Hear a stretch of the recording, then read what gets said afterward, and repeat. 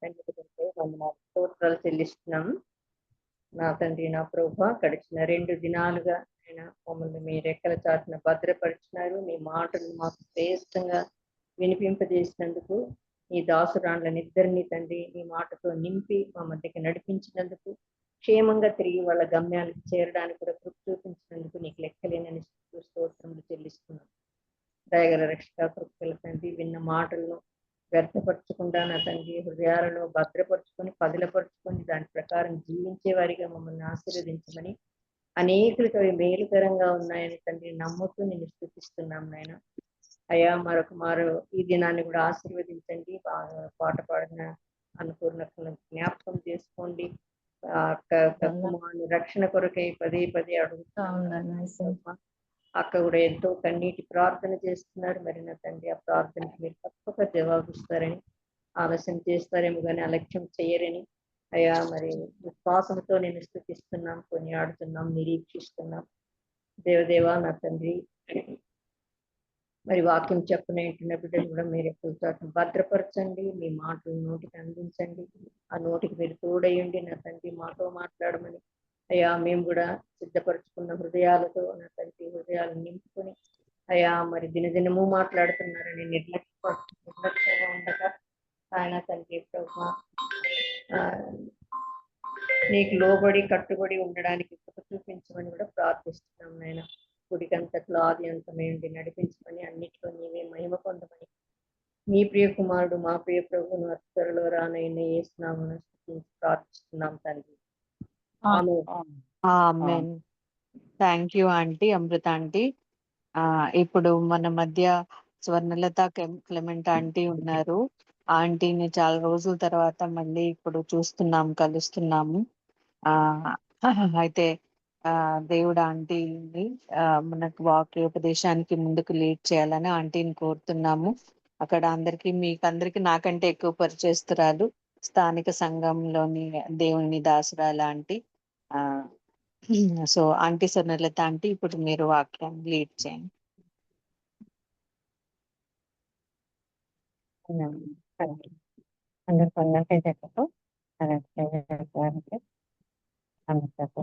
నా వాయిస్ బాగా వినిపిస్తుందా?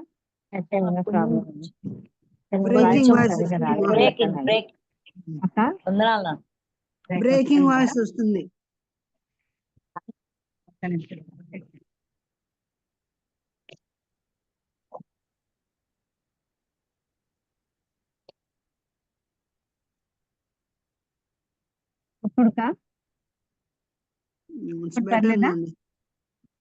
బెటర్ గానే ఉంది, పర్వాలేదు.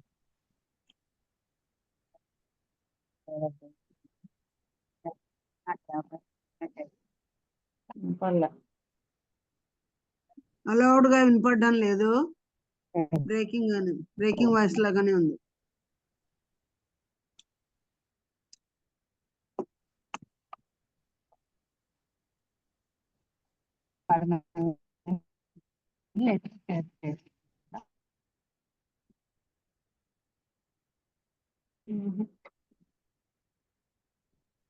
కరెంట్ పోయింది, సరిగ్గా రాదు.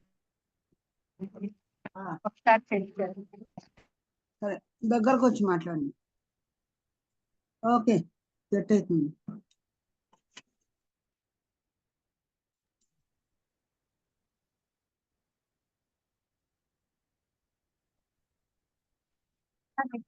చెప్పు బబ్లు.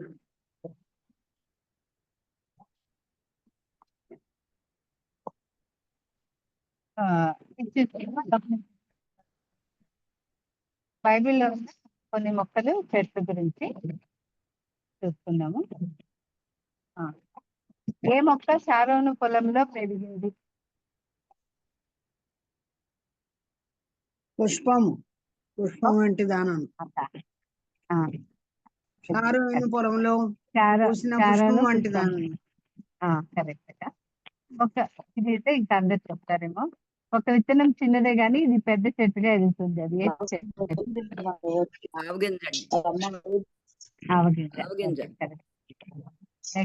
ఏ మొక్కలతో తయారు చేయబడిన పెట్టెలు ఉంచబడుతుంది? ఏంటండి? ఏ మొక్కలతో తయారు చేయబడిన పెట్టెలో ఒక శిశువు ఉంచబడ్డాడు? మోషే. జమ్ము పెట్లో, జమ్ము పెట్లో. మోషే. జమ్ము. కరెక్ట్. ఏ మొక్కల మోపుల కింద రాహాబు ఇద్దరు మనుషులను దాచిపెట్టింది? జనప కర్రలు. జనప కట్టె. జనుప. మన ఆది పితరుల పాపమును బట్టి ఏ మొక్కలు భూమి మీద మొలిచినాయి? గడ్డి, గచ్చ చిల్ల పొదలు. చిల్ల ముళ్ళ మొక్కలు. ముళ్ళ పొదలు, గచ్చ పొదలు. ముళ్ళ తుప్పలు గచ్చ పొదలు. ముళ్ళ తుప్పలు గచ్చ పొదలు. ఓకే. సొలొమోను సైతము వీటిలో ఒకదాని వల్లనైనాను అలంకరింపబడలేదు అని దేని? గడ్డి పువ్వు. గడ్డి పువ్వు అండి. పువ్వు. గడ్డి పువ్వు. గడ్డి చెట్టు అని. గడ్డి చెట్టు. కొన్ని మొక్కలు నూర్చబడవు కానీ తువ్వ చేత దుల్లగొట్టబడతాయి. ఆ మొక్కల పేరు? నల్ల చిలక. కరెక్ట్. నల్ల చిలక. ఏ మొక్క ఒక రాత్రిలోనే పుట్టి పెరిగి ఒక రాత్రిలోనే వాడిపోయింది? సొర చెట్టు. కరెక్ట్. మన్నా ఒక మొక్క యొక్క చెట్టు వలె, చెట్టు గింజ వలె ఉంది. మొక్క గింజ బాదం కదా. కొత్తిమీర గింజ. కొత్తిమీర. నెక్స్ట్, ఒక మొక్క నుండి తీయబడిన నూనె ఏ సోపుతో పాటు ఐగుప్తుకు చేరుకుంది? ఆ మొక్క పేరు? స్పైసెస్. అంజూరమా? అత్తర్ కింద వస్తాయి, స్మెల్ కింద వస్తాయి, మంచి వాసన కింద వస్తాయి. లాస్ట్ లో 824 అని ఉంది కదా అక్క? 824 అని ఉంది.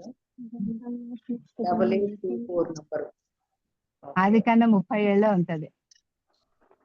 సరే, టైం అవుతుంది, ఇప్పటికే టైం అయింది. గుగ్గిలం. 11. ఓ ఐగుప్తీయుడు తన కలలో ఒక మొక్క యొక్క 14 వెన్నులు చూచాడు. ఆ మొక్క పేరు? మొక్క యొక్క ఏం చూసాడు? 14 వెన్నులు చూచాడు. పరో కదండి, పరో చూశాడు. అదే, ఏ మొక్క? నెవరింజి చెట్టు కాదు. నెవరింజి చెట్టు అండి. ఎవలు?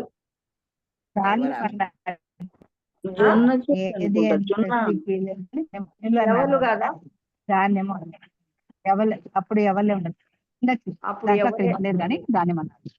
ఎవలే ఉంటుంది. విద్యానీయుల నుండి దాచుకుంటకే గిద్యోను దేని చాటున దాక్కుని దుల్లుగా? గోధుమల గానుగ చెట్టు కింద. గానుగ చాటున. గోధుమల 12. గోధుమలు దుల్లగొట్టుకుంటారు. గానుగ చాటునే గోధుమలు. నెక్స్ట్ వచ్చి, ఏ పంట కోత సమయంలో 2 స్త్రీలు బెత్లెహేము తిరిగి వచ్చారు? ఎవరు? Ruth, Naomi. ఒక ప్రవక్త సర్వ శరీరులను దేనితో పోల్చి చెప్పాడు?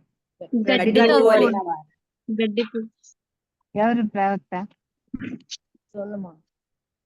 యెషయా. కరెక్ట్. అక్క చెప్పింది కరెక్ట్. తాను ఒక చెట్టునని, తన తండ్రి వ్యవసాయకుడని ప్రభువైన యేసు తన గురించి తాను చెప్పుకున్నాడు.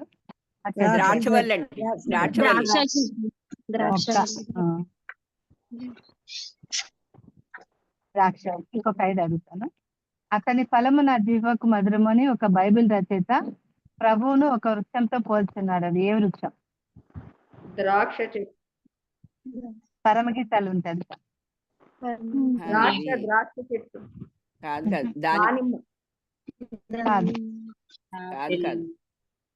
అతని ఫలము నా జీవకు మధురము అని. జల్దేరు.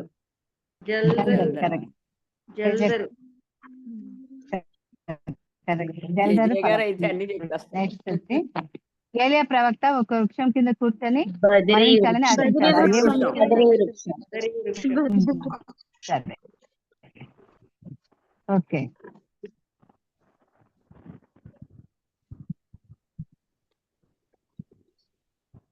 విమోచించబడినారు పరలోకమందు ఏ చెట్టు కొమ్మలను పట్టుకొని ఉంటారు? జీవవృక్షం. విమోచింపబడిన వారు పరలోకమందు ఏ చెట్టు కొమ్మలు పట్టుకొని ఉంటారు? ఖర్జూర పంటలు. ఆ అక్క కరెక్ట్ అక్క. అక్కకే ఈరోజు అన్నిటి మార్కులు వస్తాయి. అదే ఏం లేదు, మూడే మూడు. అక్కగారికి తెలియని ఏం లేవు. మూడైనా ఎక్కువే కదా. ఖర్జూర వృక్షము అక్కలు. ఓకే. పరిశుద్ధాలయపు అలంకారము నిమిత్తమై 3 వృక్షములు తీసుకొని రాబడ్డాయి. ఆ 3 వృక్షాల పేర్లు చెప్పాలి. 3 చెప్పాలి.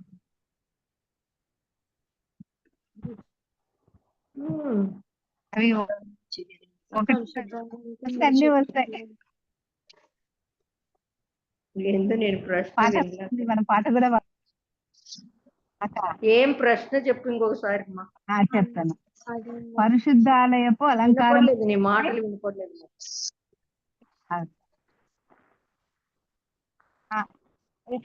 నాకు వినిపిస్తుందక్క? మీ క్వశ్చన్ కట్ అయిందా ఆంటీ? కట్ అవుతా ఉంది, వినిపించలేదు సరిగా. సరే అక్క ఇప్పుడు కట్ కట్ గా వినిపిస్తాను. ఒలివ తుమ్మకర్ర.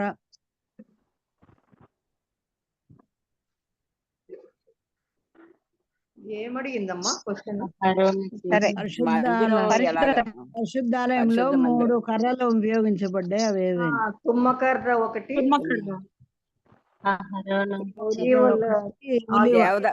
దేవదారు చెట్టు,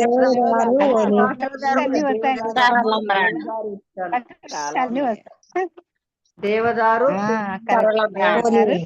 సరళ చెట్టు.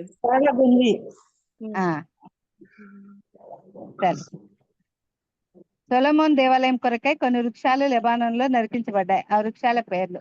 దేవదారండి. దేవదారు సరళ వృక్షాలే. లెబానన్. దేవదారు. దేవదారు. రాజైన సౌలు తన సైన్యంతో ఫిలిస్తీన్లతో యుద్ధం చేయటకై ఏ చెట్టు కింద దిగి ఉండెను? దానిమ్మ.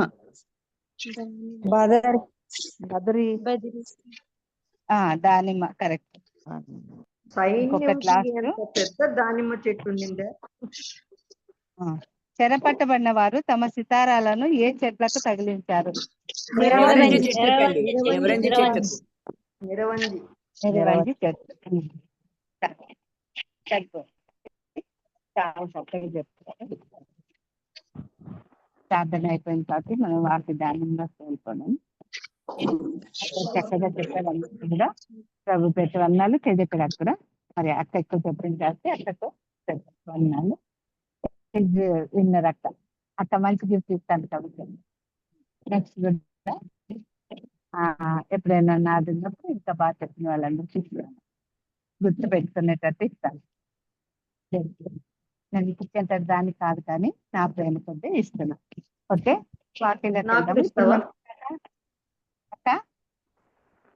నాకు కూడా ఇస్తాను. ఎందుకు ఎవరో చెప్పారు అందరికి. సరేక. ఆదికాండము 2వ అధ్యాయము 7-8 వచనాలు. ఆదికాండము 2వ అధ్యాయము 7-8. దేవుడైన యెహోవా చదవనా ఆంటీ? దేవుడైన 7-8-9 7-8-14 కదా? 9. దేవుడైన యెహోవా నేలమంటితో నరుని నిర్మించి వాని నాసికారంధ్రములలో జీవవాయువును ఊదగా నరుడు జీవాత్మ ఆయను. మరియు దేవుడైన యెహోవా చూపునకు రమ్యమైనదియు ఆహారమునకు మంచిదియునైన ప్రతి వృక్షమును ఆ తోట మధ్యను జీవ వృక్షమును మంచి చెడ్డల తెలివినిచ్చు వృక్షమును నేల నుండి మొలిపించెను. ఇంకోటి ఏంటంటే చాలా అంతే. ఓకే. 3 చాలు ఇప్పుడు ప్రస్తుతానికి.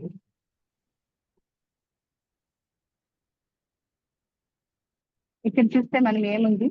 ఆదికాండం అంటే మనకు తెలిసిన అంశమే కాబట్టి దాని గురించి మనం చూసుకోవట్లేదు. కానీ ఆదికాండం అంటేనే మనకి సృష్టి ఆరంభం అనేది చూస్తాం. అంతకు ముందు సృష్టి ఎలాగుంది, తర్వాత దేవుడు దాన్ని చూసి మొదటగా ఎలాగా భూమి ఆకాశాలు సృజించాడు, ఆకాశ నక్షత్రాలు సృజించాడు, సూర్యచంద్రులు మనకు కావాల్సినవన్నీ కూడా సృష్టిలో ముందు దేవుడు సృష్టించి పెట్టాడు. తర్వాత ఆ, 6వ దినాన ఆదాంని సృష్టించాడు. 1వ అధ్యాయంలో ఇదంతా చేశాడు. తర్వాత ఆదాం ఏవైతే పేర్లు పెట్టాడో అవన్నీ కూడా పేర్లుగా ఈ రోజు మనము తీసుకుంటున్నాం. కూరగాయలు కావచ్చు, ఫ్రూట్స్ కావచ్చు, పండ్లు మరి అవేంటివి ఫిష్ కావచ్చు, ఇంకేదైనా కావచ్చు, అన్నిటికీ ఆయన పెట్టిన పేర్లని మనం ఈ రోజు వాడుతూ వస్తున్నాం. ఇక్కడ 2వ అధ్యాయానికి వచ్చేటప్పటికి 4వ వచనంలో ఏముందంటే, దేవుడైన యెహోవా భూమిని ఆకాశంలో చేసిన దినమందు భూమి ఆకాశంలో సృజించబడినప్పుడు వాటి ఉత్పత్తి క్రమము ఇదే. అది వరకు పొలమందలి ఏ పొద భూమి మీద లేదు. అప్పుడు ఇంతకు ముందు భూమి మీద ఏవి లేవనేది మనకు తెలుసు. దేవుడే అవన్నీ సృష్టించాడు అంతకు ముందు కదా. ఇక్కడ 4వ వచనం చూస్తే ఏమంటున్నాడు, ఏది ఏ పొదయు భూమి మీద ఉండలేదు, పొలమందలి ఏ చెట్టు కూడా మొలవలేదు. ఏలైనగా దేవుడైన యెహోవా భూమి మీద వాన కురిపించలేదు, నేలను సేద్యపరిచేటప్పుడు నరుడు లేడు. ఇది సృష్టి దేవుడు సృష్టించక ముందు మాట. అయితే ఆవిరి భూమి నుండి లేచి నేల అంతటిని తడిపెను. దేవుడైన యెహోవా నేల మట్టితో నరిని మరి సృష్టించేసిన తర్వాత అన్ని మనకు దేవుడు సృష్టించి పెట్టిన తర్వాత నరుని చేసినప్పుడు 7వ వచనం మొత్తంగా చదివితే, దేవుడైన యెహోవా నేల మట్టితో నరుని నిర్మించి వాని నాసికారంధ్రములలో జీవవాయువును ఊదగా నరుడు జీవాత్మ ఆయన. ఇలాగ అతనికి ఆదాం అని పేరు పెట్టాడు. తర్వాత మళ్ళీ హవ్వను కూడా దేవుడు సృష్టించాడు. మరి ఇదంతా 2వ అధ్యాయంలో మనం చూస్తాం. 8వ వచనానికి వస్తే నరుని సృష్టించిన మాట 7వ వచనంలో చూస్తే, 8వ వచనంలో ఏముంది, దేవుడైన యెహోవా తూర్పున ఏదెన్లో ఒక తోట వేసి తాను నిర్మించిన నరుని అందులో ఉంచాడు. ఎందుకు ఉంచాడు అక్కడ? అన్ని రకాల వివిధ రకాలైన పళ్ళ చెట్లన్నీ కూడా అక్కడ ఉన్నాయి. దేవుడు ఏం చెప్పాడు ఆయనకి, ఆదాముకు, ఇక్కడ ఉన్నటువంటి అన్ని ఫల వృక్షాలన్నీ కూడా తినచ్చు. ఎన్ని రకాలు ఉన్నాయి భూమి మీద దేవుడు సృష్టించిన ఫలాలు. వాటన్నిటిలో నుంచి చాలా రుచికరంగా ఉండేటివి మధురమైన ఫలాలు ఎన్నో ఉన్నాయి. కానీ దేవుడు అన్ని సృష్టించి తినమని చెప్పేది. మరి నరుడు ఆదాము ఏం చేశాడు, ఏదెన్లో ఒక తోట వేసి తాను నిర్మించిన నరుని అందులో తోటలో ఉంచాడు. చక్కని నీళ్లు, 4 నదులు దేవుడు సృష్టించాడు. రకరకాల పండ్లు సృష్టించాడు. చక్కగా పళ్ళు తింటూ పనులు చేసుకుంటూ దేవునితో సంభాషిస్తూ దేవునితో మాట్లాడుకుంటూ ఎంత భాగ్యం కలిగి ఉన్నాడు. ఎవరికి భూమి మీద లేనటువంటి భాగ్యాన్ని మరి ఆదాము కలిగి ఉన్నాడు. అది దేవుడు ఆయనతో సంభాషిస్తూ చల్లపూట ఆయనతో పాటు నడుస్తూ కదా ఎంత గొప్ప ధన్యత కలిగి ఉన్నారు. కానీ అలాంటి మంచి పనులన్నీ ఇచ్చిన దేవుణ్ణి ఏం చేస్తున్నాడు, దేవుడు చెప్పిన మాటను వినకుండా ఏం చేస్తున్నాడంటే, ఇప్పుడు భూమి మీద ఉన్న ఎన్నో రకాల చెట్లు మనకు తెలుసు. బైబిల్లో కూడా అనేక రకమైన చెట్లు ఉన్నాయి. కానీ వాటిలో ప్రాముఖ్యమైనవి కొన్ని మనం చూద్దాం. సమయాభావాన్ని బట్టి ఏమి చూడగలిగితే ఇప్పుడు ప్రస్తుతానికి ఒక 7 చెట్లు, వాటి యొక్క ప్రాధాన్యత మనం చూడబోతున్నాం. అంటే అందులో ఇది మొదటిది, జీవ వృక్ష ఫలము. దేవుడు అన్ని ఫలాలు సృష్టించి ఇచ్చాడు. దీని జోలికి మటుకు వెళ్ళొద్దని చెప్తున్నాడు. ఏమని చెప్తాడు, మరియు దేవుడైన యెహోవా చూపునకు రమ్యమైనది, మరి ఆ రమ్యమైనదే కదా చూసి హవ్వ ఆశపడింది, సాతాను ప్రేరేపణ వల్ల ఆశపడింది, తాను తిన్నది ఆదాము కూడా ఇచ్చినట్టుగా మరి పాపమే ఎరగని వారు పాపానికి లోబడినట్లుగా, సాతానికి లోబడిపోయినట్టుగా ఈ లోకానికి పాపాన్ని తీసుకొని వచ్చినట్టుగా మనం చూస్తున్నాం. ఇక్కడ చూస్తే ఈ మాట ప్రకారంగా చూస్తే మరి పైన చూస్తే అన్ని చెట్లు నిర్మించి అన్ని సృష్టించి నరుని నిర్మించి అందులో పెడితే మనకు కూడా అంతే. ఇది ఏదైనా చేయొద్దు అని అంటే మనకు ఎవరైనా ఇది వద్దు అంటే అదే చేయాలనిపిస్తుంది. అది సాతాను ప్రేరేపణ. సాతాను మనకి ప్రేరేపిస్తారు ఇదే చేయని. ఎన్నో చిన్నప్పుడు కథల్లో విని ఉంటాం. ఆ దిక్కు వెళ్ళొద్దంటే ఆ దిక్కే వెళ్ళి ఎన్నో కష్టాలు గురైన కథలు మనం చిన్నప్పుడు కథల్లో చదివింటాం, స్కూల్లో పాఠాల్లో కూడా చూస్తుంటాం. అలాగే ఇక్కడ కూడా ఆదాముకి దేవుడు ఎంత బాగా ఇన్ని రకాల పండ్ల చెట్లు ఇస్తే ఏం చేస్తున్నాడు, దేవుడైన యెహోవా చూపునకు రమ్యమైన చెట్టు, ఆహారంకు మంచిదైన ప్రతి వృక్షాన్ని ఇచ్చాడు. ఎన్ని రకాల వృక్షాలు ఉన్నాయి, ఎన్ని రకాల పండ్లు సృష్టించి.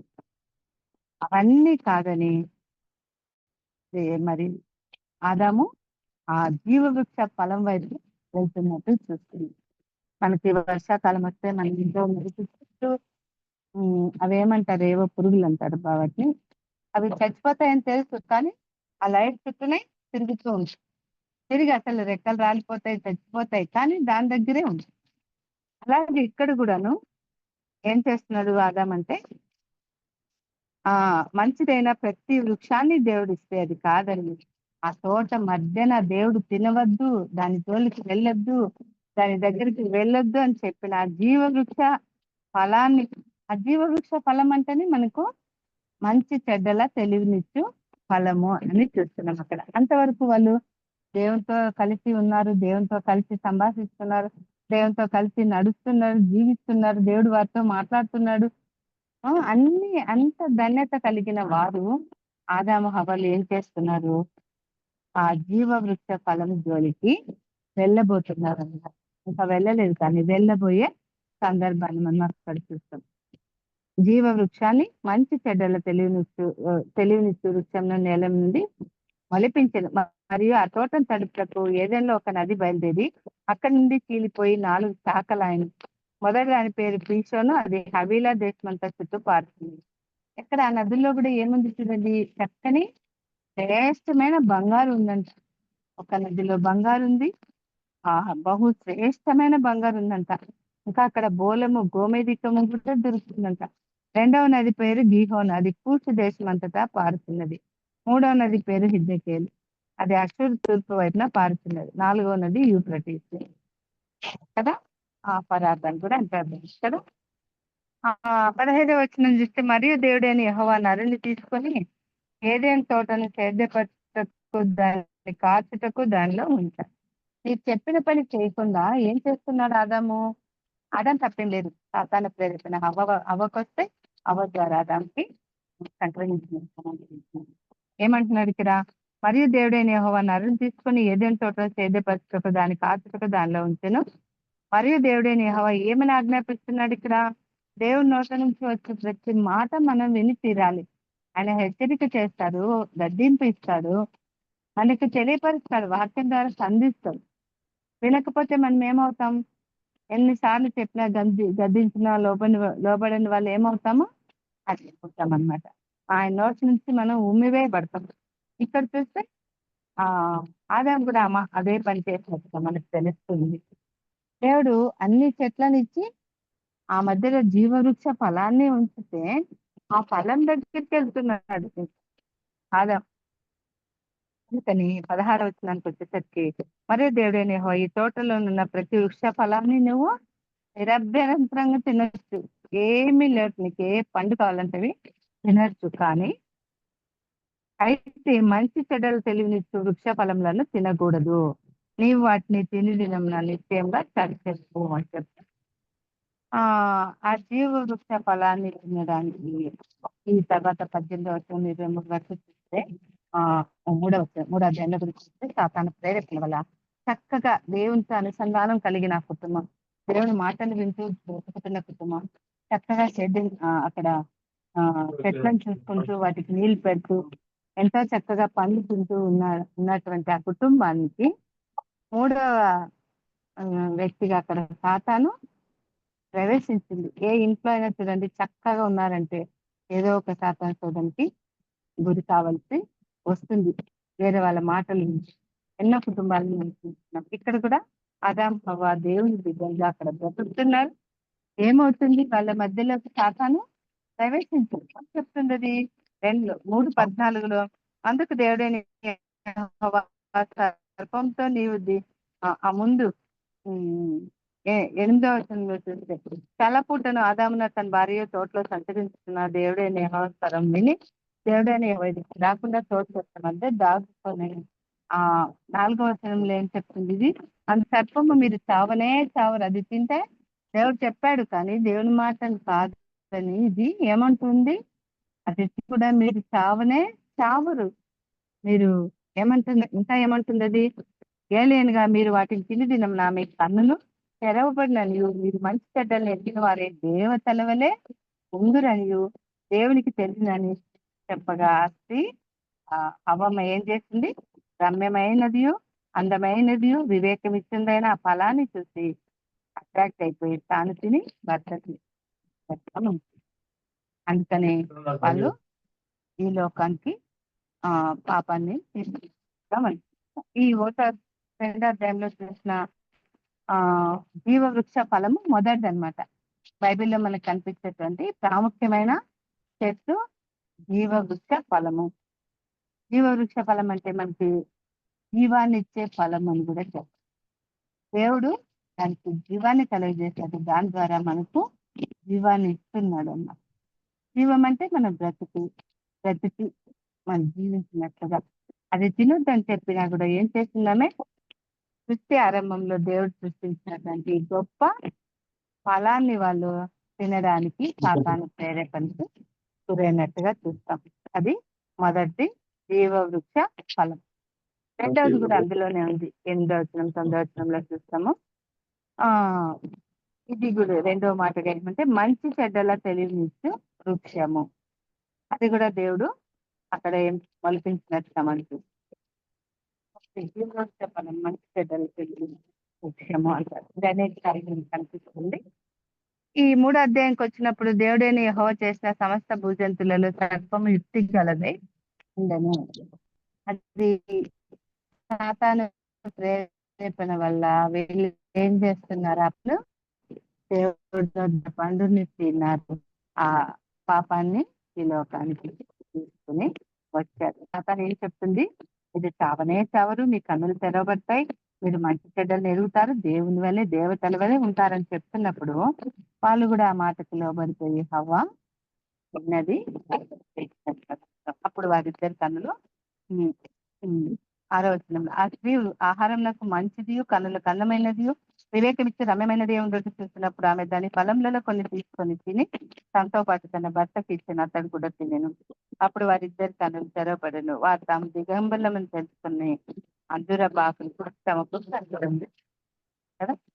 ఎంత గొప్ప ధన్యతను వాళ్ళు అక్కడ పోగొట్టుకుని దేవుడు ఇచ్చినటువంటి చెట్లు తిని ఆ చెట్లలో ఉన్న పండ్లు తిని ఉండకుండా సాతాను మాటకు లోబడిపోయి వాళ్ళు మరి దేవునికి దూరం ఎట్టున్నట్టుగా చూస్తున్నాం. ఆ తర్వాత జీవరూపంలో ఉన్నట్టు మార్గంలో ఇటు అటు తిరుగుతున్న కర్కట్ వాళ్ళంతా ఆదాయంను వెళ్ళగొట్టి ఏదో తోటకు తూర్పు దిక్కున్న చెరువులను దేవుడు ఏర్పాటు చేసినట్టుగా చూస్తుంది కదా. ఇది చూస్తే 2 వృక్షాలు చూడండి. ఇవ్వనిచ్చేటువంటి ఫలము దేవుడు తినవద్దన్న పరిశుద్ధ ఫలము అని వీళ్ళు తినడానికి ముందుకొచ్చారు. మరి పాపానికి లోనైపోయారు, కష్టాల పాలు శ్రమల పాలు అయిపోయినట్టుగా చూశారు. ఇది సృష్టి ఆరంభంలోని దేవుడు సృష్టించిన జీవవృక్ష ఫలం. రెండవది మంచి చెడ్డల తెలివినిచ్చు ఫలం. ఇది కూడా సృష్టి ఆరంభంలో కనిపిస్తుంది. చివరిగా మనకు ప్రకటన గ్రంథంలో నూతన యెరూషలేము అనే మాట సందర్భంగా గ్రంథంలో మంచి చెడ్డలు అనిపించారు. ఈ 2 అంశాలు బట్టి ఈ 3 అధ్యాయాల్లో మనకి ఏం కనిపిస్తుంది? దేవుడి సృష్టిలో జీవవృక్షము, ఇంకా ఫలాలు, అలాగే మరి ఆదాము హవ్వ పాపానికి లోనైపోవడము, సర్పం యొక్క కీర్తికి వాళ్ళు గురి కావడము, ఏదైనా తోట నుంచి తోలి చేయబడ్డారు. ఇంకా ఆ రోజు నుంచి ఈ రోజు వరకు మనకు మళ్ళీ తీసుకొచ్చారు పాపాన్ని ఈ లోకానికి తీసుకొచ్చారు. మొదట ఆదాము పాపాన్ని ఈ లోకానికి తీసుకొస్తే మరి ప్రభుల వారు తిరిగి కడపటి ఆదాముగా వచ్చి మన శాపాన్ని తీసివేయడానికి తాను మనం తెలుసు. ఈ 2 చూస్తే మొదటి జీవవృక్ష ఫలము బైబిల్లో ఉన్నటువంటి ప్రాధాన్యత కలిగిన వృక్షం. రెండవది మంచి చెడ్డల తెలివినిచ్చు ఇది ఈ సందర్భాలు. మూడవదిగా పోతే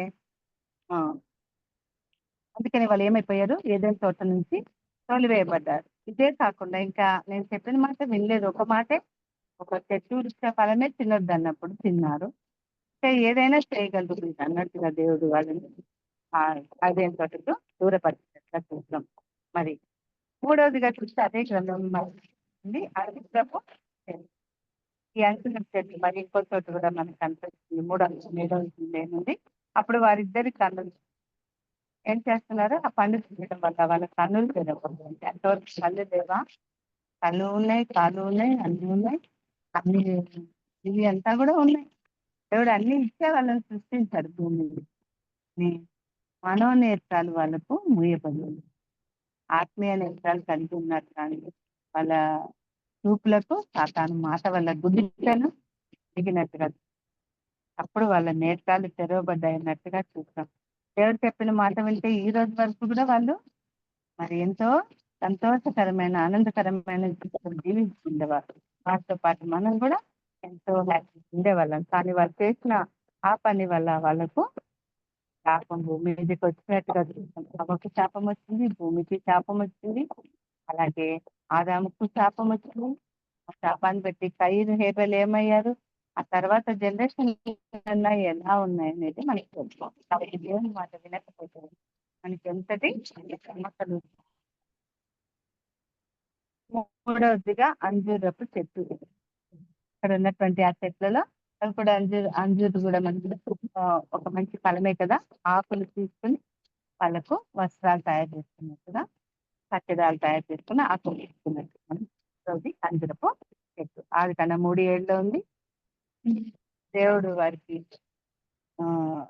ఆ ఏదెంత నుంచి తోలు వేసిన తర్వాత వాళ్ళవి తయారు చేసుకున్నట్టుగా చూస్తున్నారు. అంటే అంజూర ఫలం తెప్పించిన ఫలంగా చూస్తుంది. ఎక్కడ? మత్తయి సువార్త 21:18 కొన్ని వచనాలు చూస్తే చూడడానికి టైం లేదండి, టైం అయిపోయింది, నేనే చెప్తున్నాను. దేవుని చేత తెప్పింపబడిన ఫలంగా అంజూరం చెట్టుని చూడొచ్చు. అక్కడ ప్రభు చూసినప్పుడు, తినాలని చూసినప్పుడు ఒక దాంట్లో ఒక పండు కూడా లేదు. అందుకే దేవుడు దాన్ని తెప్పించేశారు. ఇలాగ అది వాడిపోయినట్టుగా, వెంటనే వాడిపోయినట్టుగా మన జీవితాలు కూడా అంతే. దేవుడు ఎప్పుడైనా మనం దేవుడు చెప్పిన మాట వినకపోతే మనకు కూడా అంతే, ఎండిపోయినా అంజూరపు చెట్లమే అయిపోతాం. అది కూడా మనం చూస్తాం. ఆదాము అవ్వలకి ప్రభువు మరి అక్కడ ఏర్పరిచిన వస్త్రాలు చూస్తాము, కట్టడాలు తయారు చేసుకున్నాం. చెట్టుగా అధ్యాయంలో తెప్పించబడిన ఫలం పండ్లు మనం తింటున్నాం. దాంట్లో రకరకాల వెరైటీస్ కూడా త్వరగా గడ్డి మధ్య తింటూ ఉన్నాం కదా. మూడవది అంజూరపు చెట్టు కాదు. నాలుగవది ఒలీవ చెట్టు. రోమ 11. ఒలీవ చెట్లు ఒక శాంతికి గుర్తుగా మనం రోమ 11.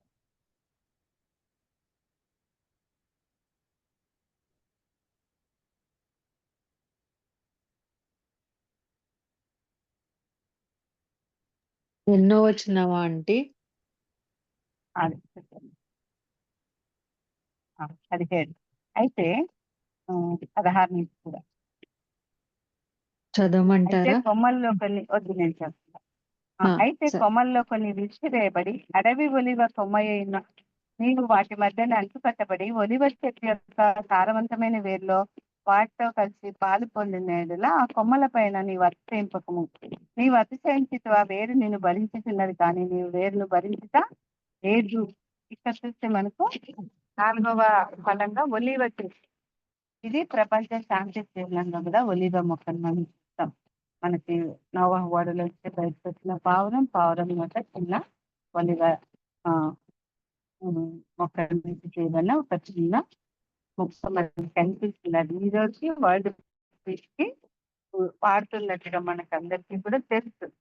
11వ అధ్యాయంలో ఈ అధ్యాయంలో శాంతి పట్ల మనకు ఆ మాట కనిపిస్తుంది. శాంతికి మనం ఒక చెట్లో 2 చెట్లు అంటకట్టుకున్నప్పుడు, దేవుళ్ళు ఉన్నప్పుడు ద్రాక్ష ఎలాగూ దేవుళ్ళు ఉన్నప్పుడు మనం కలిసి దేవుడికి ఎంతో సారవంతమైన దేవుడి నుంచి వేరుపడినప్పుడు ఆ ద్రాక్ష తీగ ఎలాగూ ఎండిపోయి వాడిపోయి కాల్చివేయబడుతుందో, కాల్చివేయడానికి తప్ప పనికిరాదు. అలాగున ఇక్కడ కూడా 2 మంచి అదేమంట పరిశుద్ధమైన కొమ్మలున్న మొక్క. రెండవది ఒలివ కొమ్మవైన నీవు. మనం ఒలివ కొమ్మలమా దేవుడు పోలిస్తున్నాడు. నీవు వాటి మధ్యన అంటుకట్టబడి ఒలివ యొక్క చెట్టు యొక్క సారవంతమైన వేరులో కలిసి పాలు పొందినలా ఆ కొమ్మల పైన నీవు అతిశయించకుము. మనము ప్రభు అనే బండ మీద కట్టబడుతున్న వాళ్ళం, ఆనుకుని ఉన్న వాళ్ళం. ప్రభు కంటే మనం ఎప్పటికీ ఆయన కాలి గోరు కూడా మనం సమానం కాము. ఆయన కంటే మనం ఎప్పుడు కూడా ఏ దేంట్లో కూడా మనం జీరో అసలు.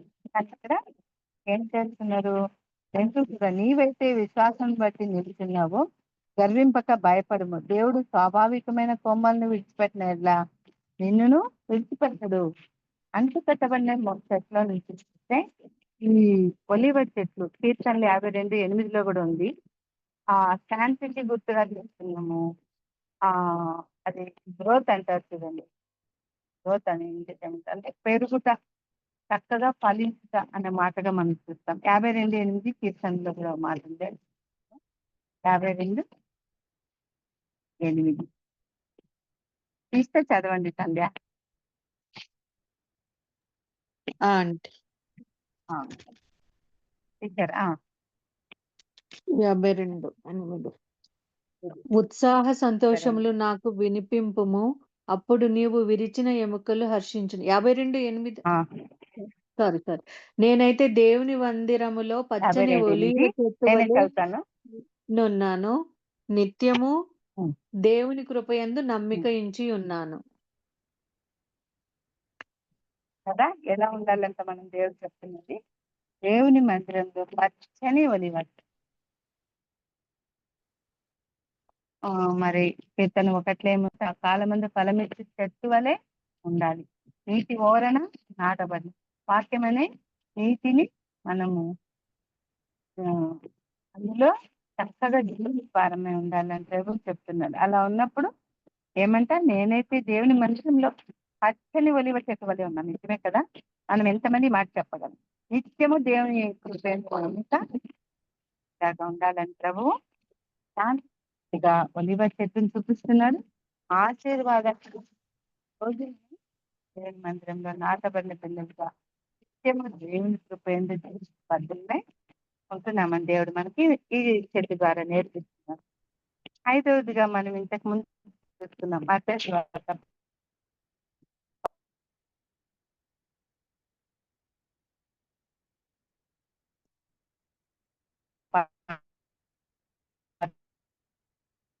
ఆంటీ మాట పూర్తిగా కట్ అవుతుంది. 30 చెప్పాను. పరలోక రాజ్యము ఒక తీసుకొని తన పొలం గురించి ఆవగింజని పోలేస్తున్నది. ఇక్కడ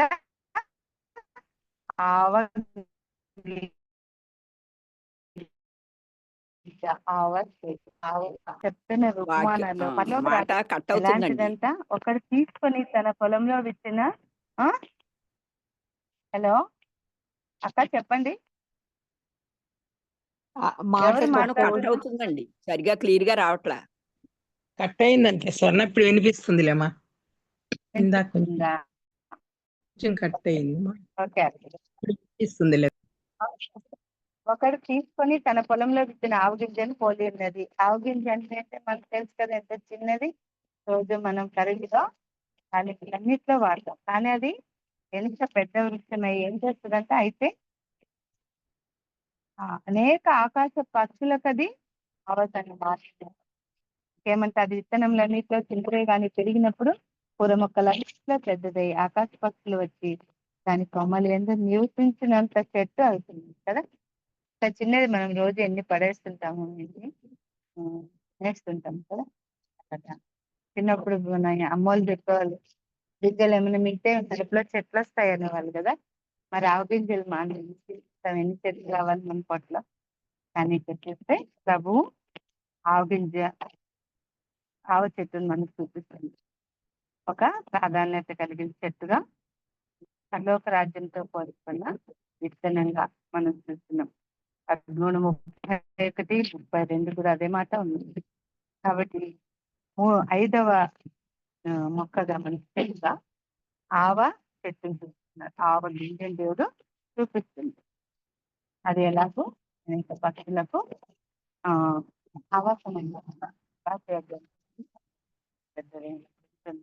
మనము రేపు చెప్తున్నారు. 6వ చెట్టుగా లెబానోను దేవదారు చెట్టుగా.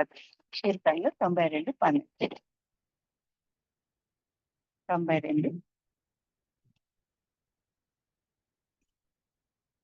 ఎంత అంటే 92, 12. 12. నీతిమంతులు ఖర్జూర వృక్షము వలె మొవ్వు వేయుదురు, లెబానోను మీది దేవదారు వృక్షము వలె వారు ఎదుగుదురు.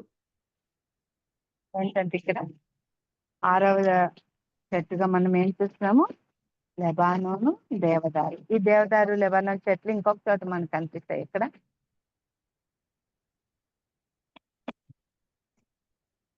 సొలొమోను మందిర నిర్మాణం టైంలో మనకు కదా.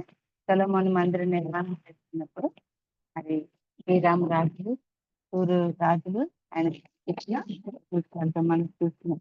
చాలా ప్రసిద్ధి కలిగిన లెబానోన్ దేవదారు వృక్షాలను మనం చూస్తున్నాం. ఈ 92:12లో చూస్తే నీతిమంతులు ఎలా ఉంటారంట? ఖర్జూర వృక్షం వలె మొవ్వు వేయుదురు. 2వ లైన్ లో లెబానోను మీది దేవదారు వృక్షం వలె వారు ఎదుగుదురు. చాలా శ్రేష్టమైన లెబానోన్ దేవదారు చెట్టుగా మనము ఇక్కడ చూసాము. దినవృత్తాంతంలో చూస్తున్నాము.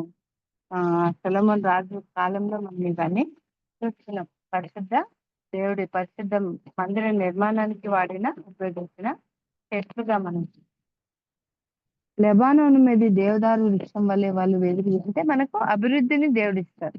దేవుని మాటకు లోబడి ఆయనతో పాటు ముందుకు నడిచిన ఎడల అలాగే దేవదారు వృక్షం వల్లే మనం ఎదుగుతామని చెప్తున్నాం. ఇది ఒక శక్తికి గుర్తుగా, బలానికి గుర్తుగా, ఘనతకు గుర్తుగా మనము చెట్లు మనకు చూపిస్తున్నారు. అలాగే ఎహెచ్కేలు 17:31. 17:31. ఎవరైనా చదవండి తీస్తే 17:31.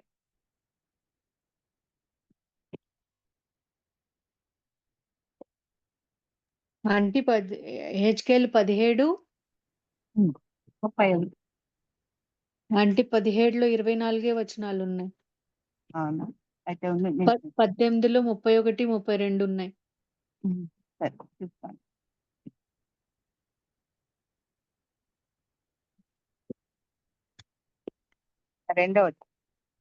మూడవ నానా విధములకు విచిత్ర వర్ణములు గల రెక్కలను, ఈగలను, పొడుగైన పెద్ద రెక్కలను గల ఒక పక్షిరాజు లెబానోను పర్వతంలోకి వచ్చి ఒక దేవదారు వృక్షపు పై కొమ్మను పట్టుకొనెను.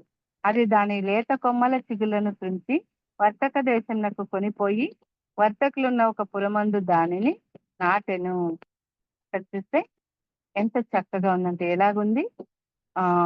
ఏదంటే ఒక గొప్ప పక్షిరాజు లెబానోన్ పర్వతానికి వచ్చి ఒక దేవదారు పై కొమ్మ తీసుకుని దాని లేత కొమ్మల చిగుళ్ళను పెంచి వర్తక దేశంలో కొనిపోయి ఒక పురమందు దానిని నాటి కదా. మనకి ఒక బలమైన పక్షిని దేవుడు చూపిస్తున్నాడు. బలానికి సాదృశ్యంగా పక్షి రాజుని చూపిస్తున్నాడు. అది తీసుకెళ్లి అక్కడ నాటినట్టుగా. కాబట్టి దృఢమైన దేవుని అనుభవం కలిగిన మనుషులంగా ఈ మనం చూడగలం. లెబానోన్ చూస్తున్నాం. ఎంతటి కఠిన శ్రమలనైనా ఈ చెట్టు తట్టుకోగలుగుతుందంట. పక్షిరాజు వెళ్తున్నప్పుడు సాఫీగా ఉంటున్న ప్రయాణం ఆ మొక్కను తీసుకెళ్ళడం ఎంత కష్టం దానికి. ఎక్కడి నుంచి నాటింది చూడండి. దానికి ఉన్న ఎన్నో రకాలైన ఈకలు, పొడుగైన ఈకలు, బరువైన ఈకల్ని కలిగి ఉన్నప్పుడు ఎంత చక్కగా ఆ మొక్కలు మొక్కల్ని తీసుకెళ్ళి మరి నాటినట్టుగా దాంతో పాటు నీరు కలిగి బాగుగా సేద్యం చేయబడిన భూమిలో దాన్ని నాటెను. అంటే శ్రేష్టమైన భూమిని సేద్యం చేయడం. కాబట్టి లెబానోను దేవదారు వృక్షాలు బలానికి గుర్తుగా అంట, స్ట్రెంగ్త్‌కి గుర్తుగా, ఘనతకు గుర్తుగా, పొడవుగా పెరుగుతాయంట, చాలా ఎత్తుగా పెరుగుతాయంట. దృఢమైన అనుభవం కలిగిన చెట్టుగా మనకు దేవుడు చూపించినాడు. కఠిన శ్రమను ఎదుర్కొని దేవుడు చూపించిన 6వదిగా లెబానోన్ చూసాము. 7వదిగా ఖర్జూరపు చెట్టుని దేవుడు చూపిస్తున్నారు. అది మళ్ళా సేమ్ మనకి 92:12 అదే మాట మొదటి వచనం కనిపిస్తుంది, 12 మొదటి లైన్ లో కనిపిస్తుంది. ఇంకొకసారి అది చూద్దాం. నీతి మంతులు ఖర్జూర వృక్షం వలె మోడేసి. నీతి మంతులు అంటే ఎవరు? మనకి నీతి మంతులు బైబిల్లో చాలా మంది ఉన్నారు. వాళ్ళందరినీ చూస్తే వాళ్ళు ఎలాగ అభివృద్ధి చెందారు? ఎన్నో కష్టాలు వచ్చాయి. యోబుకి ఎన్ని కష్టాలు వచ్చాయి? కోరి కష్టాలు తెచ్చుకున్న యోనా ఉన్నాడు. ఎంతమంది మనకి భక్తులు వాళ్ళంతా కూడా ఎలాగో అభివృద్ధి చెందారంటే ఎలా ఉన్నారంటే నీతి మంతులు దేవుని మాట. మరి యోబు కంటే మరి గొప్పవా? మరి ఎన్నోసార్లు నీతి మంతులు అని రాదు. ప్రభు కంటే నీతి మంతులు ఎవరు లేరు. కానీ మరి యోబు మంత్రులు ఎలా ఎదుగుతారంట? ఖర్జూరం వలె మొవ్వు వేసు. మొవ్వు అంటే ఏంటి? డిస్టర్బెన్స్. ఏదైనా ఇప్పుడు ఖర్జూరం చెట్టుని దేవుడు ఎలా చెప్పించాడో, లేకపోతే ఒక మన మొక్క నాటితే ఒక పువ్వు రాకపోతే ఏం చేస్తాం? తీసి పడేస్తాం. మొవ్వు వేస్తారంట. మనం చూస్తుంటాం కదంటే అరటి చెట్టు మొగ్గ అంటారు, పొడుగు వచ్చింది. గుర్తుగా మనం దాన్ని చూసాం. ఖర్జూరం పువ్వు వేయదు అంటారు. కాబట్టి ఇదే మాట మనకి యెహెజ్కేలు 12:10 క్రీస్తుకి పుస్తకమైంది. నీతిమంతుడైన ప్రభుల వారికి గుర్తుగా, ప్రభు యొక్క విజయానికి గుర్తుగా చూడగలం. యోహాను సువార్త 12:18 క్రీస్తు యొక్క విజయానికి గుర్తుగా. క్రీస్తు వచ్చినప్పుడు అక్కడ యెరూషలేములో ప్రవేశించినప్పుడు ఏం చేశారంటే ఖర్జూరపు మట్టలతో ఆయనకు స్వాగతం ఇచ్చారంట. ఖర్జూరపు మట్టలు పట్టుకుని మట్టలు పడిస్తూ ఆయన వాటిని ఇస్తూ ప్రభుకి స్వాగతం పలికించారు.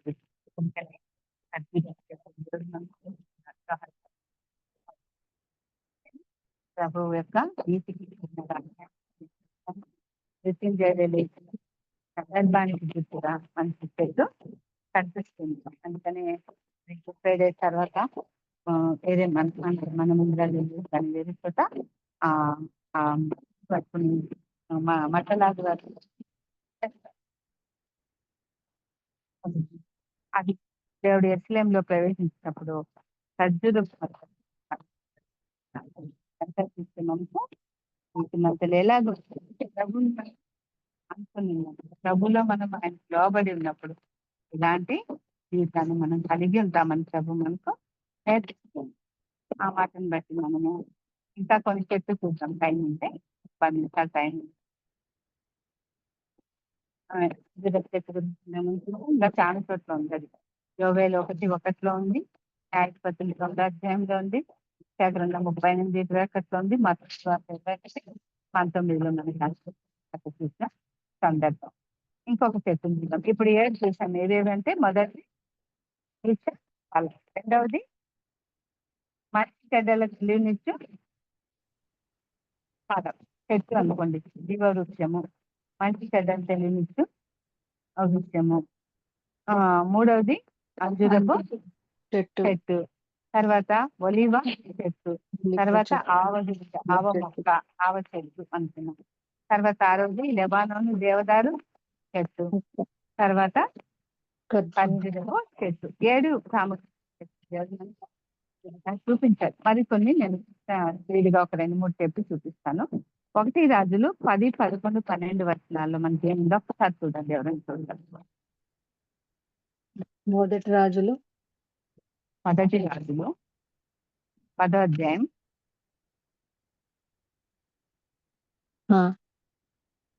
11, 12. 10, 11. మరియు ఓఫీరు దేశము నుండి బంగారము తెచ్చిన హీరాము ఓడలు ఓఫీరు నుండి చందనపు మ్రానులను రత్నములను బహు విస్తారముగా తెచ్చెను. ఈ చందనపు మ్రానుల చేత రాజు యెహోవా మందిరమును చాలా చూస్తా. ఇక్కడ ఏం కనిపిస్తుంది? ఇంకొక చెట్టు మనకి చందనపు చెట్టు, చందనపు రాణులు అని కనిపిస్తుంది. అలాగే 2వ సమూయేలులో దావీదు కాలంలో మనకి ఆ చెట్ల కొనలు అనే మాట వచ్చింది కదా. ఏ చెట్ల కొనలు? యుద్ధం చేశాడని వచ్చింది కదా. ఒకసారి చూడండి 2 సమూయేలు 5:23, 5వ అధ్యాయం 23. 2 సామ్యూయల్ 5:23 చూస్తారా ఎవరన్నా? 5:23.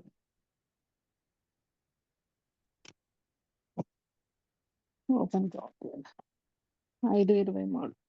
దావీదు యెహోవా యొద్ద విచారణ చేసెను. అందుకు యెహోవా, నీవు వెళ్ళవద్దు, చుట్టూ తిరిగిపోయి కంబళి చెట్టుకు ఎదురుగా వారి మీద పడుము.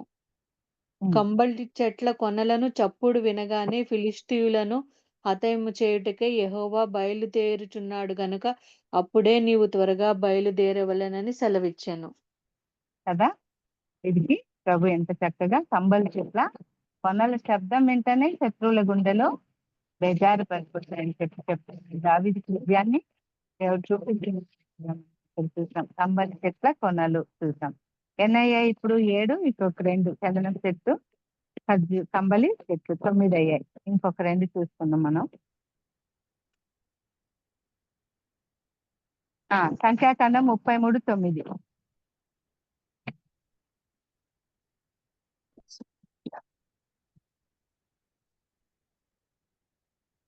33:9.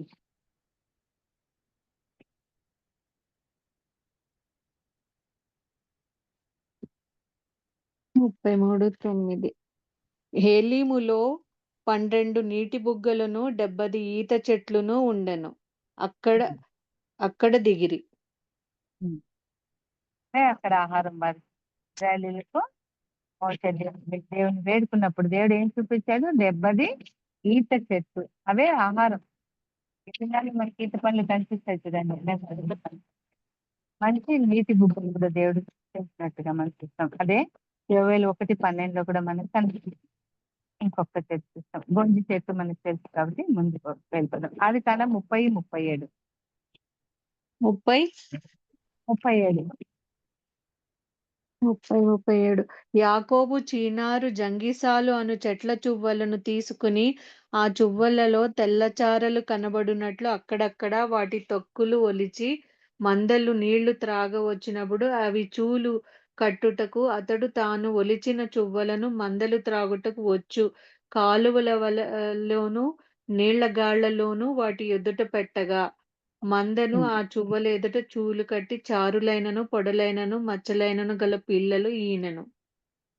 కదా. ఏమి చెట్టు అంట ఇది? చినారి గిసాలు చెట్టు కదా. ఆ కాలానికి అది ఎంత బాగా మరి చూస్తే ఒక సృష్టి అని చెప్పచ్చు. దేవుడు ఇంకొక రకమైన చెట్టు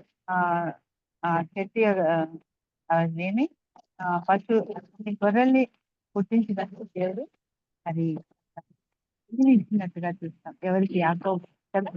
తినారు జంగిసాలు చూస్తే మందలో బలమైన చూలు కట్టినప్పుడు అవి ఆ చువలు ఎదుట చూలు కట్టినట్టు యాకోబు మంద కన్ను ఎదుట కాలువలు చువలు పెట్టాను. ఏం చేశారు చూడండి. యాకోబు ఆ గొర్రె పిల్లలను వేరు చేసి చారలు గల వాటిని ఒక క్లోనింగ్ మనకి అక్కడ కనిపిస్తుంది. అక్కడ కనిపిస్తుంది. ఇంకా చాలా ఉన్నాయి మనకి. మనం ఇంటికి వెళ్ళిపోదాము. ఇంకా కొన్ని ఇవి చూసాం. ఒక చోట యెహెజ్కేలు 38:8లో అచ్చోట వృక్షము వస్తుంది. యెహెజ్కేలు 27:6లో గుంజి చెట్టు అని వస్తుంది. గొంజి చెట్టు చూసాం కానీ ఇక్కడ గుంజి చెట్టు, మరి గొంజి చెట్టు కూడా యెషయాలో కనిపిస్తుంది. జల వృక్షము పరమగీతాలు యోవేల్లో కనిపిస్తుంది. యెషయా గ్రంథంలో సమాల వృక్షం కనిపిస్తుంది. పరమగీతాల్లోనే చాలా వృక్షము కనిపిస్తుంది. మరి నిర్గమకాండంలో తుమ్మ చెట్టు కనిపిస్తుంది.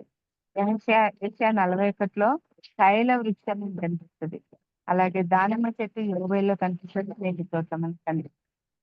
మళ్ళీ యెషయా గ్రంథంలో దురదగొండి చెట్లు, ముళ్ళ పొదలు, గచ్చు పొదలు అలాంటివి.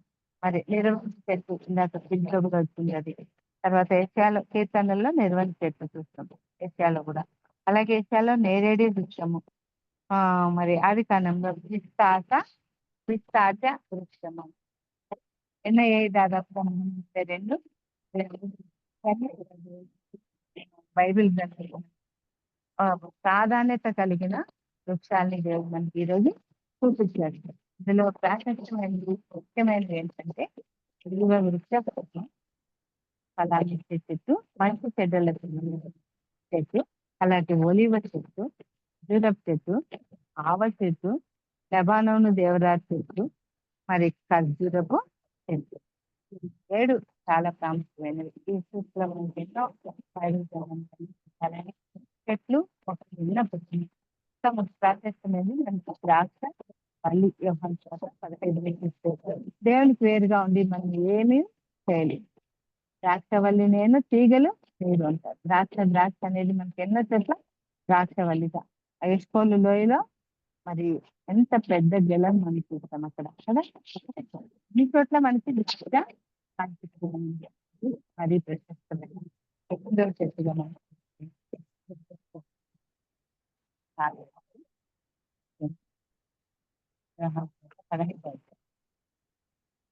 ఇంకా మేడ్ చెట్టు చాలా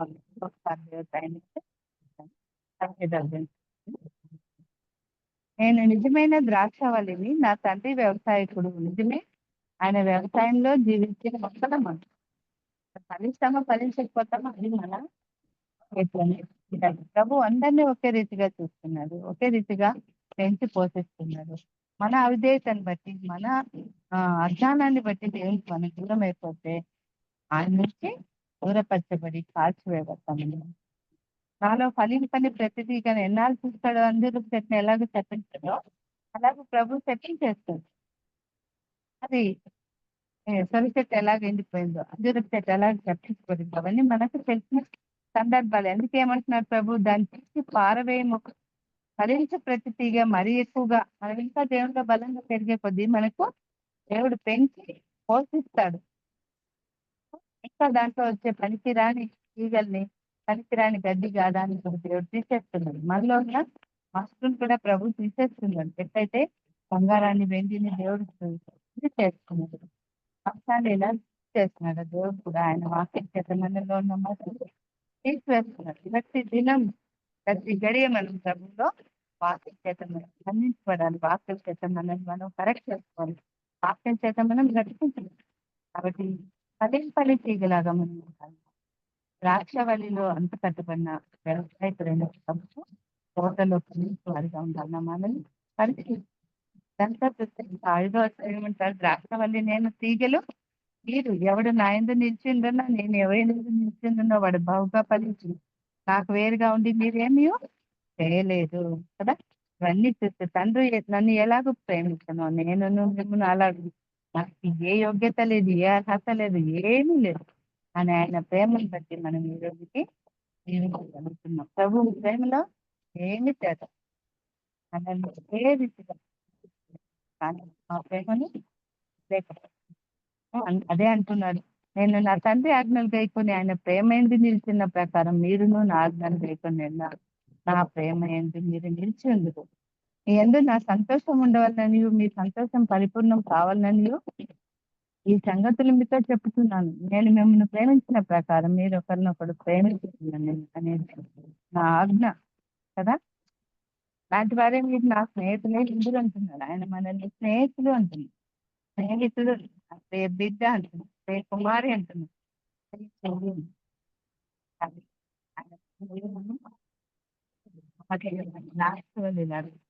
ఈ 8 ముఖ్యమైన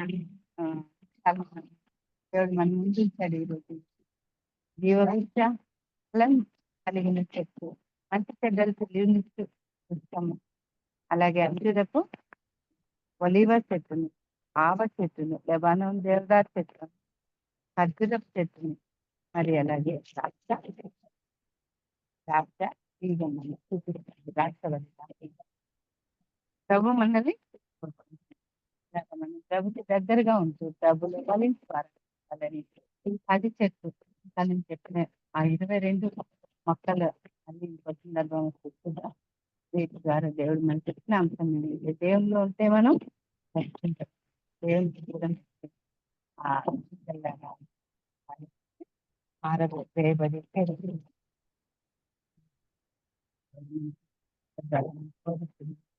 దేవుడికి